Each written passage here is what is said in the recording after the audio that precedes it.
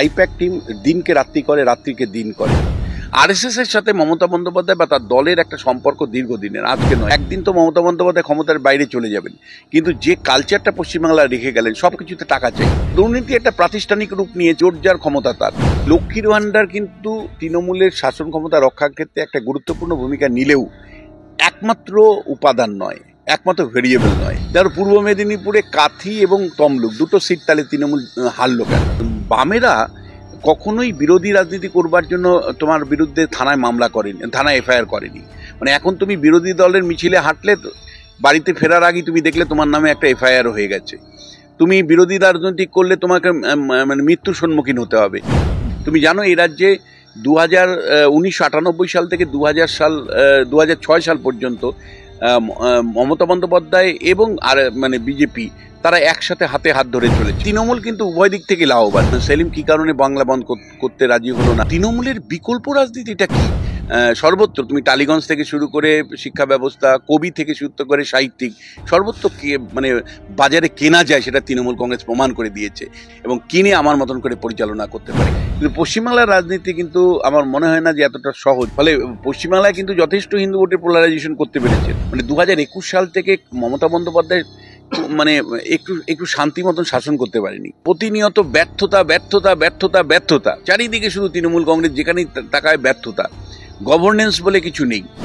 তুমি যদি লক্ষ্য করো তাহলে যে দেখবে প্রথম 5 বছর যে গ্রামের রাস্তাগুলো হয়েছিল সেই রাস্তাগুলো আর মেরামত করতে পারেনি। পথশ্রী হ্যান ত্যান নাম করেছে, পুরনো রাস্তা নতুন করে মেরামতের নাম দিয়েও পুরনো রাস্তা মেরামত করতে পারেনি। কলকাতা কর্পোরেশনে যে প্রথম 5 বছর যে একটা মানে সুশ্রী চেহারা তুমি দেখতে পেয়েছিল, এখন দেখবে তুমি হতশ্রী চেহারা। মমতা বন্দ্যোপাধ্যায় বকটই ওরকম গণহত্যা হলো। বকটই গণহত্যার পরে উনি বললেন যে সমস্ত গুলি বন্দুক বারুদ উদ্ধার করতে হবে পুলিশকে, আর প্রতিনিয়ত এখানে গুলি বোমা বন্দুক পাওয়া যায়, প্রতিনিয়ত মার্ডার হচ্ছে। তৃণমূল আগে কি হতো, তৃণমূল বিরোধী দলকে নিকেশ করেছে, এখন তৃণমূলের বিরুদ্ধে লড়াই করছে। এই তৃণমূল আমলে 6 লক্ষ কর্মী অবসর নেওয়ার পরেও সেই পদগুলো, শূন্য পদগুলো পূরণ করার কোনো উদ্যোগ মমতা বন্দ্যোপাধ্যায় নেয়নি। শুভেন্দু অধিকারীর একদিকে আজকে সকালবেলায় বলেছেন যে হিন্দু হিন্দু ভাই ভাই, আবার শ্রমিক ভট্টাচার্য সবকা সাথ সবকা বিকাশ। কনফিউজ হয়ে যাচ্ছে বিজেপির কর্মীরা কোন পথে চলবেন। একেবারে বিজেপি কর্মীরা কনফিউশন হতেও পারে। এটা একটা বিরাট, আবার এটা স্ট্র্যাটেজিক্যালিও ব্যবহার হতে পারে। কারণটা হলো মানে বিজেপি যখন উত্থান ছিল সর্বভারতীয় স্তরে, তখন অটল বিহারী বাজপেয়ী কিন্তু এই শ্রমিকের মতন সবকা সাথ সবকা বিকাশের কথা বলেছেন। আবার একই সাথে কিন্তু তুমি যদি দেখো এলকে আদবানি, তিনি রথ নিয়ে যাত্রা শুরু করলেন রাম মন্দির গড়ে তুলবার জন্য। উগ্র হিন্দুত্বের ভাবনা চিন্তা তার ভাবনায় ছিল। ফলে একদিকে অটল বিহারী বাজপেয়ী সবাইকে নিয়ে চলার বার্তা দিচ্ছেন, আর একদিকে মানে এলকে আদবানি হিন্দুত্বের জাগরণের গল্প শোনাচ্ছেন। ফলে এই দুটো হার্ড এবং সফট, এই দুটো অ্যাপ্রোচ নিয়ে বিজেপি এর আগে ন্যাশনাল লেভেলে সাকসেস হয়েছে। কিন্তু পশ্চিমবাংলার রাজনীতি কিন্তু আমার মনে হয় না যে এতটা সহজ। এই কারণেই সম্প্রতি কালীগঞ্জের উপনির্বাচন হলো। অবশ্যই হিন্দু বুথ 110টা ছিল, 109টা ছিল। বিজেপি কিন্তু প্রায় সবগুলো, কেউ 2-3টে মানে হিন্দু প্রধান বুথ ছাড়া সবগুলো তো 160টা বুথেই জিতেছে, এটা ফ্যাক্ট। কিন্তু জয়ের মার্জিন কিন্তু তৃণমূলকে হারানোর পক্ষে যথেষ্ট নয়। তৃণমূল মুসলিম এলাকাগুলোতে প্রায় 77-78% ভোট পেয়েছে, বাদ বাকিটা বাম কংগ্রেস পেয়েছে। ফলে তোমাকে আমি বলছি যে যেখানে ভোটের পোলারাইজেশন মুসলিমদের পক্ষে 75% থেকে 78% হচ্ছে, সেখানে হিন্দু ভোটের পোলারাইজেশন বিজেপির পক্ষে 54%-এর মতন হচ্ছে, 54-55%-এর মতন। ফলে বিজেপি, এবং সেটা কিন্তু মনে রাখবে সারা ভারতবর্ষের মধ্যে কিন্তু বিজেপি 2-1টা রাজ্য বাদ দিয়ে, হিমাচল প্রদেশ বাদ দিয়ে, গুজরাট বাদ দিয়ে, উত্তরাখণ্ড বাদ দিয়ে, এরকম 3-4টে রাজ্য বাদ দিয়ে কিন্তু ভারতবর্ষে বিজেপি হিন্দু ভোটের এত পোলারাইজেশন অন্য কোনো রাজ্যে নেই। ইভেন মধ্যপ্রদেশে নেই, উত্তরপ্রদেশে পর্যন্ত নেই। ফলে পশ্চিমবাংলায় কিন্তু যথেষ্ট হিন্দু ভোটের পোলারাইজেশন করতে পেরেছে। তার মানে খুব পরিষ্কার, হিন্দু ভোটের পোলারাইজেশন করার পরেও পশ্চিমবাংলার যে ডেমোগ্রাফি, ধরো 140টা আসন এমনভাবে আছে যেখানে সংখ্যালঘু মুসলমানদের সমর্থন যদি একতরফাভাবে তৃণমূল পায়, তাহলে 140 দিয়েই শুরু করবে তৃণমূল কংগ্রেস। বা আরও পরিষ্কার করে বললে 100-র মধ্যে তৃণমূল কংগ্রেস 100 মার্কসের মধ্যে 100তেই মানে পরীক্ষায় বসবে, আর সেখানে বিজেপিকে বসতে হবে 65-র মধ্যে। তাহলে 65-র মধ্যে 48% ভোট পাওয়া আর 100-র মধ্যে 48% ভোট পাওয়া, দুটো তো এক নয়। তৃণমূল অ্যাডভান্টেজ অবস্থা আইডেন্টিটি পলিটিক্সের জন্যই আছে। এবং একই সাথে তোমাকে আমি বলতে চাই যে এই মুহূর্তে যে গ্রাসরুটের লড়াই বাম কংগ্রেসের মধ্যে থাকার কথা ছিল, মানে সরকারকে পাগল করে দেওয়ার মতন। কারণ তখন ইস্যু একটার পর একটা ইস্যু এসছে গত 5 বছরের। মানে 2021 সাল থেকে মমতা বন্দ্যোপাধ্যায় মানে একটু একটু শান্তি মতন শাসন করতে পারেনি। 21 সাল থেকে আজকে 25 সাল তুমি যদি লক্ষ্য করো, প্রতিনিয়ত কোনো মন্ত্রী জেলে যাচ্ছে, কোনো এমএলএ জেলে যাচ্ছে, কোনো নেতা বোম মারছে, কোনো জায়গাতে মানে গোষ্ঠী সংঘর্ষ হচ্ছে, মানে এবং প্রতিনিয়ত ব্যর্থতা ব্যর্থতা ব্যর্থতা ব্যর্থতা, চারিদিকে শুধু তৃণমূল কংগ্রেস, যেখানেই তাকায় ব্যর্থতা। গভর্নেন্স বলে কিছু নেই। তুমি ধরো 8200 প্রাইমারি স্কুল বন্ধ হয়ে আছে, মানে পৃথিবীর ইতিহাসে এরকম বড় ধরনের প্রাইমারি স্কুল বন্ধ হয়ে আছে এটা আছে, কিন্তু পশ্চিমবাংলাতে ঘটনাটা ঘটেছে। তুমি যদি লক্ষ্য করো তাহলে যে দেখবে প্রথম 5 বছর যে গ্রামের রাস্তাগুলো হয়েছিল সেই রাস্তাগুলো আর মেরামত করতে পারেনি। পথশ্রী হ্যান ত্যান নাম করেছে, পুরনো রাস্তা নতুন করে মেরামতের নাম দিয়েও পুরনো রাস্তা মেরামত করতে পারেনি। কলকাতা কর্পোরেশনে যে প্রথম 5 বছর যে একটা মানে সুশ্রী চেহারা তুমি দেখতে পেয়েছিল, এখন দেখবে তুমি হতশ্রী চেহারা। কলকাতা কর্পোরেশনের যে কোনো বস্তি এলাকায় যাও, যে কোনো ভেতরের রাস্তাতে তুমি যাও, তুমি দেখবে খানাখন্দে ভর্তি। মানে গভর্নেন্সের প্রশ্ন যেখানে এসছে, ল অ্যান্ড অর্ডার, মানে মমতা বন্দ্যোপাধ্যায় বকটই ওরকম গণহত্যা হলো। বকটই গণহত্যার পরে উনি বললেন যে সমস্ত গুলি বন্দুক বারুদ উদ্ধার করতে হবে পুলিশকে, আর প্রতিনিয়ত এখানে গুলি বোমা বন্দুক পাওয়া যায়, প্রতিনিয়ত মার্ডার হচ্ছে। তৃণমূল আগে কি হতো, তৃণমূল বিরোধী দলকে নিকেশ করেছে, এখন তৃণমূলের বিরুদ্ধে লড়াই করছে। এবং তুমি প্রতিনিয়ত তুমি দেখো ছাত্রনেতার থেকে শুরু করে কলেজ বিশ্ববিদ্যালয়গুলো যেভাবে সন্ত্রাস তৈরি করে রেখেছে। তুমি মনোজিতের গল্পটা তুমি জানো যে দক্ষিণ কলকাতা ল কলেজের কি অবস্থা মনোজিৎ তৈরি করেছিল, সেটা তো একটা মডেল। আজকে সারা পশ্চিমবাংলার প্রত্যেকটা কলেজ বিশ্ববিদ্যালয়গুলোতে এক ধরনের দখলদারি চলছে, একদিকে তৃণমূল কংগ্রেসের, আর অন্যদিকে অপশাসন চলছে। ফলে সব মিলে তুমি যে কোনো 44টা ডিপার্টমেন্ট আছে, তুমি যে কোনো একটা ডিপার্টমেন্ট আমার সাথে আলোচনায় আসো, বন দপ্তর আসো, কৃষি দপ্তর আসো, সব শূন্য পদ, মানে সেখানে কর্মী সংখ্যা ঠিক মতন নেই। মৎস্য দপ্তরে আসো, যে কোনো একটা দপ্তরে আসো, প্রত্যেকটা দপ্তরের শুধু মানে কর্মীর অভাবে দপ্তরগুলো ঠিক মতন পরিচালিত হচ্ছে পারছে না। পঞ্চায়েত থেকে পুরসভা পুর বিষয়ক দপ্তর হতে পারে, মৎস্য দপ্তর থেকে কৃষি দপ্তর হতে পারে, সবগুলো দপ্তরের কর্মীহীনতার অভাব। সব মিলে 6 লক্ষ, এই তৃণমূল আমলে 6 লক্ষ কর্মী অবসর নেওয়ার পরেও সেই পদগুলো, শূন্য পদগুলো পূরণ করার কোনো উদ্যোগ মমতা বন্দ্যোপাধ্যায় নেয়নি। কারণ তিনি রাজনীতিটাই করেন অস্থায়ী কর্মীদেরকে নিয়ে, যাতে করে এই অস্থায়ী কর্মীরা তৃণমূলের পতাকার তলে সবসময় থাকতে পারে এবং তাদেরকে নিয়ে গুন্ডা মোস্তানি করতে পারে। যার জন্য সিভিক পুলিশের পাশাপাশি সিভিক শিক্ষক, সিভিক সরকারি কর্মী সর্বত্র কন্ট্রাকচুয়াল বেসিসে কোনো রকমের 500-400 টাকা দিয়ে এদেরকে পুষে কার্যত শাসক দলের গুন্ডামি করাচ্ছে। এখন এই প্রশ্নটা আমাদের কাছে খুব চিন্তার কারণ। দেখো, একদিন তো মমতা বন্দ্যোপাধ্যায় ক্ষমতার বাইরে চলে যাবেন, কিন্তু যে কালচারটা পশ্চিমবাংলা রেখে গেলেন, সব কিছুতে টাকা চাই, সব কিছুতে। একটা তুমি তোমার বাড়িতে রং করবে, তাতেও পাড়ার লোকরা এসে টাকা চাইছে, তৃণমূলের লোকরা এসে চাইছে। তুমি বালি পাথর দিয়ে তোমার বিল্ডিংটা তৈরি করবে, সেখানেও টাকা চাইছে। তুমি মানে অ্যাডমিশন নিবে, সেখানেও মানে কলেজের অ্যাডমিশন নিবে, সেখানেও টাকার গল্প চলছে। ফলে সর্বত্র, এবং যে কোনো মানে সেন্ট্রাল গভর্নমেন্টের কর্মসূচি হোক, রাজ্যের কর্মসূচি হোক, টাকা টাকা টাকা। মানে সেখানে 100 দিনের কাজের প্রকল্পের টাকা দুর্নীতি এতটি হয়েছে যে কেন্দ্রীয় সরকার বন্ধ করে রেখে দিয়েছে। এখন সম্প্রতি আবার খোলার কথা বলা হচ্ছে। আবাস যোজনার টাকা, সেখানেও ব্যাপক দুর্নীতি, সেটা তৃণমূল কংগ্রেসের লোকরাই বলছে এবং তারাই কম্পেনসেশন দিচ্ছে যে দুর্নীতির টাকা ভর্তিও দিচ্ছে কেন্দ্রীয় সরকারকে। সর্বত্র দুর্নীতি একটা প্রাতিষ্ঠানিক রূপ নিয়েছে এবং ল অ্যান্ড অর্ডার এমন একটা অবস্থায় তৈরি হয়েছে, সেটা বলা যায় অনেকটা মানে মধ্যযুগীয় অবস্থা, জোর যার ক্ষমতা তার। ফলে এইরকম এইটাই অনেকটা জায়গিরদারি ব্যবস্থার মতন তুমি বলতে পারো। ফলে এই যে এই পরিস্থিতির তাহলে তৃণমূল রক্ষা করছে কি করে, তুমি আমায় প্রশ্ন করতে পারো। আপনি একাধিক খারাপ অবস্থার কথা বললেন এবং দুর্নীতির কথা বললেন। আমি 2-3টে প্রশ্ন আমি একবারে করছি, আপনার বলতে সুবিধা হবে। এই এত খারাপ অবস্থা, আমাদের রাজ্যের বিরোধী দল একেবারে গ্রামান্তরে গিয়ে সাধারণ মানুষকে কি বোঝাতে ব্যর্থ হচ্ছে? এই লক্ষ্মীর ভাণ্ডার বা এই দান খয়রাতির যে রাজনীতি, তার যে কাউন্টার ন্যারেটিভ, এটা তৈরি করতে কি ব্যর্থ হচ্ছে? তার পাশাপাশি আপনি একাধিক দুর্নীতির কথা বললেন। কেন্দ্রের একটা বড় ভূমিকা থাকে, বারবার সিপিএমের তরফে যেটা অভিযোগ করা হয় যে এই দুর্নীতিকে ধামাচাপা দেওয়ার চেষ্টা হচ্ছে। তার কারণ কি? সর্বভারতীয় ক্ষেত্রে মমতা বন্দ্যোপাধ্যায়কে নরেন্দ্র মোদী কাজে লাগাতে চান, আর যার ফলে এই ইডি সিবিআইয়ের থেকে শুরু করে সমস্ত যারা তদন্তকারী সংস্থা, তাদের ঢিলেমি দেখা যায়। প্রথমত আমি বলবো যে দেখো, তুমি লক্ষ্মীর ভাণ্ডার কিন্তু তৃণমূলের শাসন ক্ষমতা রক্ষার ক্ষেত্রে একটা গুরুত্বপূর্ণ ভূমিকা নিলেও একমাত্র উপাদান নয়, একমাত্র ভেরিয়েবল নয় যে যার উপর ভিত্তি করে তৃণমূল আছে। বলে উদাহরণ দিন আপনি, ধরো পূর্ব মেদিনীপুরে কাথি এবং তমলুক দুটো সিট তাহলে তৃণমূল হারলো কেন? দুটো সিট হারলো এই কারণেই যে মানে লোহার সাথে লোহার লড়াই হয়েছে। সেখানে মমতা বন্দ্যোপাধ্যায় তার প্রশাসনকে নামিয়ে দিয়েছিল দুটো সিট দখলের জন্য। আবার শুভেন্দু অধিকারী তার মতন টাকা খরচা করেছে, তার মতন করে প্রশাসনকে কার্ভ করেছে। সেখানে কিন্তু তুমি দেখো, লক্ষ্মীর ভাণ্ডার কিন্তু যদি সত্যি একমাত্র নির্ণায়ক শক্তি মানে নির্ধারক হতো, তাহলে কিন্তু দুটো সিট হারে না, বা আরো 10টা সিটে তৃণমূল হারলো কেন? তার মানে লক্ষ্মীর ভাণ্ডারের বাইরেও তোমার সংগঠন গুরুত্বপূর্ণ, আর সংগঠনের করতে ব্যক্তি খুব গুরুত্বপূর্ণ। সারা বছর আছো কিনা? পূর্ব মেদিনীপুরে কেন মমতা বন্দ্যোপাধ্যায় এত চেষ্টা করার পরেও শুভেন্দু অধিকারীর যে প্রাধান্য, এবং আমি নিশ্চিতভাবে তোমায় বলছি 2025 সালেও শুভেন্দু অধিকারী বেশিরভাগ 16টা আসনের মধ্যে ম্যাক্সিমাম আসন কিন্তু ওখানে বিজেপি জিতবে। শুভেন্দু অধিকারী কিন্তু মমতা বন্দ্যোপাধ্যায়কে হারিয়েছেন শুধু নয়, তিনি কিন্তু অধিকাংশ মানে যে নির্বাচনগুলো হয়েছে সেখানে কিন্তু তিনি একটা দাপট অন্ততপক্ষে ওই জেলায় রাখতে পেরেছেন, যেটা লোকসভা নির্বাচনে দেখেছি আমরা, বিধানসভার ক্ষেত্রেও কিন্তু আমি দেখার সম্ভাবনা আছে। আবার একই সাথে তোমায় আমি বলছি যে অন্য জেলাগুলোতে কেন বিরোধীরা সংগঠন ধরে রাখতে পারলো না?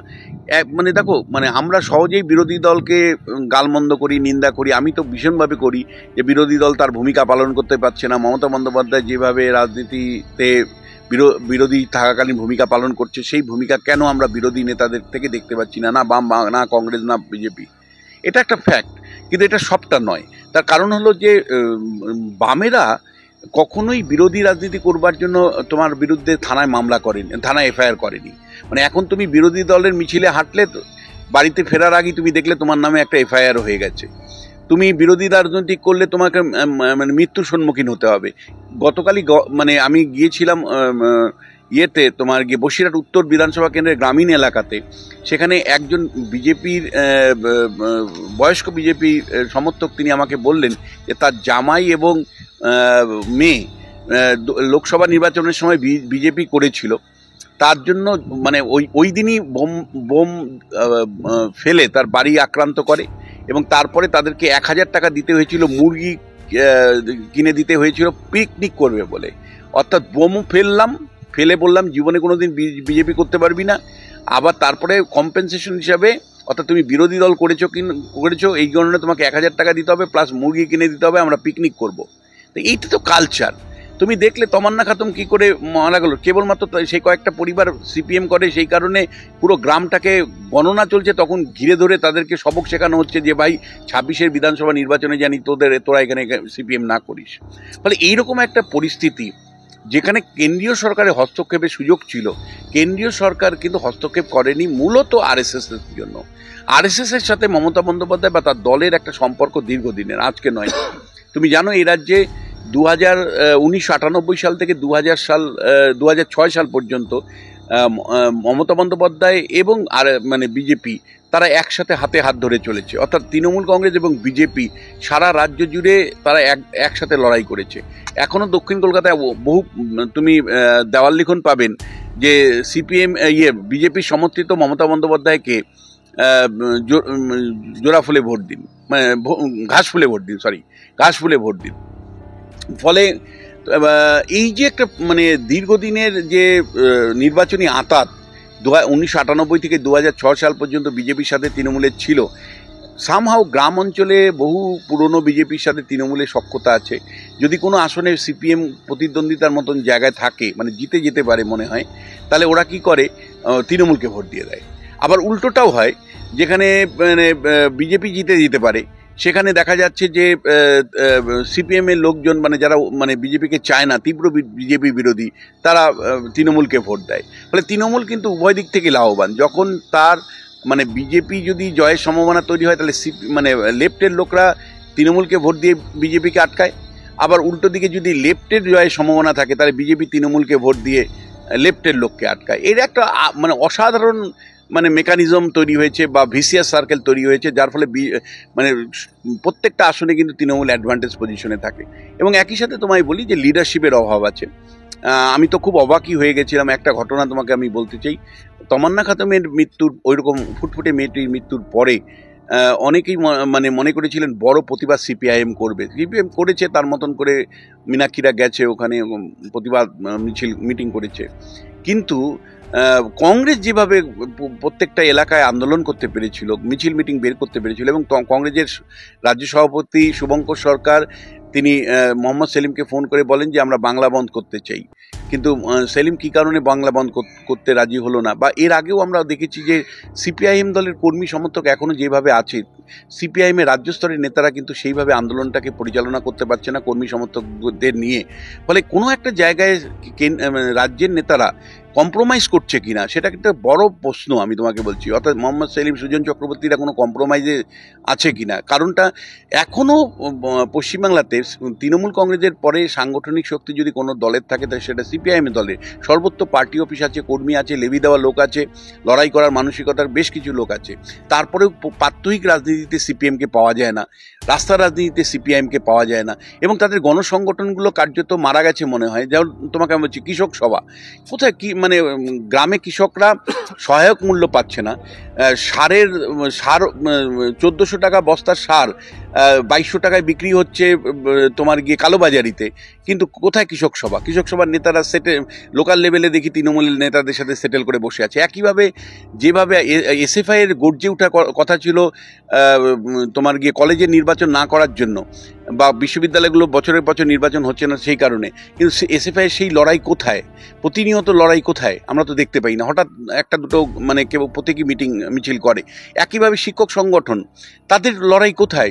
মানে 8200 প্রাইমারি স্কুল বন্ধ, কলেজ বিশ্ববিদ্যালয়ে অব্যবস্থা, শিক্ষা বলে কিছু নেই, তারপরেও শিক্ষকদের সেই আন্দোলন কোথায়? এবং একইভাবে মোহাম্মদ সেলিম বা সুজন চক্রবর্তীকে উদ্দেশ্য করে মমতা বন্দ্যোপাধ্যায় প্রায়ই একটা জুজু দেখানো, বলেন যে আমার হাতে সব ফাইল আছে, আমি কি ফাইল বার করব?